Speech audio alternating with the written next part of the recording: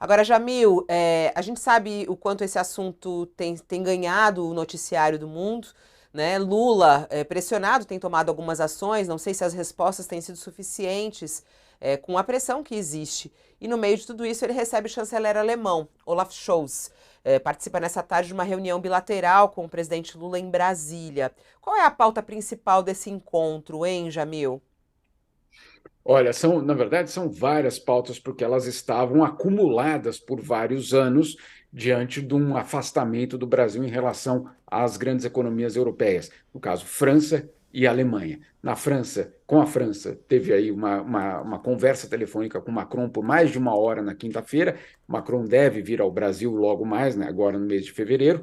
E hoje, justamente como você citou, Olaf Scholz, o chanceler da maior economia da Europa, basicamente uma das maiores economias do mundo. Existem vários temas. O primeiro deles, obviamente, a volta da cooperação bilateral entre a Alemanha e Brasil no que se refere ao desmatamento, ao combate ao desmatamento e aos temas de direitos humanos. Logo ali na posse, inclusive era o presidente da Alemanha que estava presente, ele já anunciou a doação de alguns milhões de euros e ontem, basicamente, numa reportagem da Folha, mostrando que esse volume vai aumentar ainda mais nos próximos meses. Então, você tem, de um lado, a volta da Alemanha na cooperação bilateral com o Brasil. Esse não é o único assunto. O outro assunto é, obviamente, o acordo comercial entre Mercosul e União Europeia. A Alemanha quer muito esse acordo. Por que ela quer esse acordo? A Alemanha é uma exportadora de máquinas, de carros, de tecnologia e quer, obviamente, maior acesso ao mercado da América do Sul. A Alemanha não é uma grande exportadora agrícola, como, por exemplo, a França, e, portanto, não tem o problema. Claro que tem, claro que existem resistências, etc., mas não tem a mesma resistência que a França tem nessa parte comercial agrícola. Ou seja, a Alemanha é um dos países que mais empurra, que mais pede justamente para que esse acordo seja fechado, porque ela sabe que ela vai ganhar vendendo máquinas, equipamentos, tecnologia, carro, etc., para a América do Sul. Então, a Alemanha, obviamente, esse vai ser outro tema. E um outro tema que não tem como fugir, em nenhum lugar do mundo você pode fugir desse assunto, é a guerra entre Ucrânia e Rússia. A Alemanha, que busca justamente algum tipo de coalizão internacional, principalmente entre europeus e norte-americanos, obviamente vai falar desse assunto com o presidente Lula. O presidente Lula, e essa reportagem que nós trazemos hoje, Fabiola, já na quinta-feira, nos bastidores, nessa reunião de mais de uma hora com o Macron, disse algumas coisas muito importantes em relação ao posicionamento que o Brasil deve adotar, e aí não é só com o Macron, é com o próprio Olaf Scholz ou com o Joe Biden, agora nas próximas semanas em Washington. Ele diz o seguinte, em primeiro lugar, a invasão da Ucrânia foi ilegal e que sim, ele reconhece que a Rússia fez ou cometeu uma violação.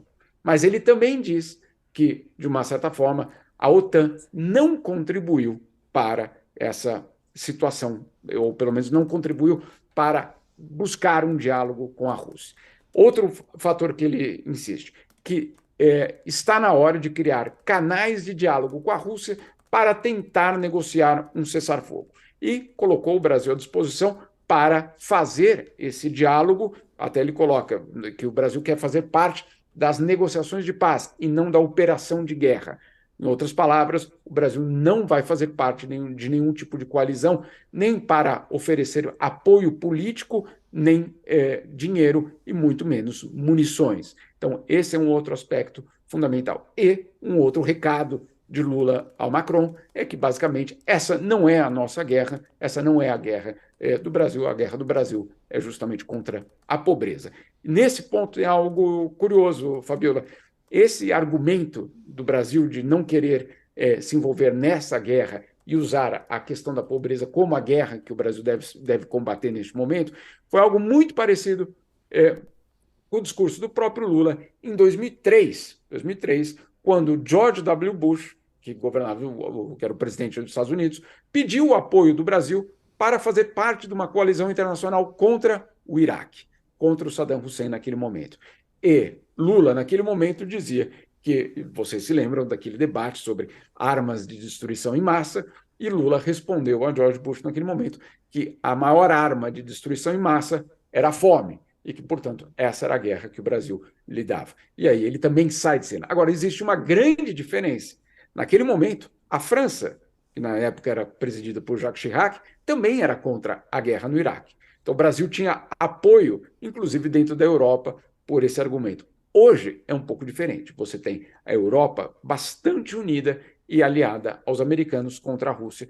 O Brasil, nesse caso, fica numa outra posição, numa outra composição geopolítica.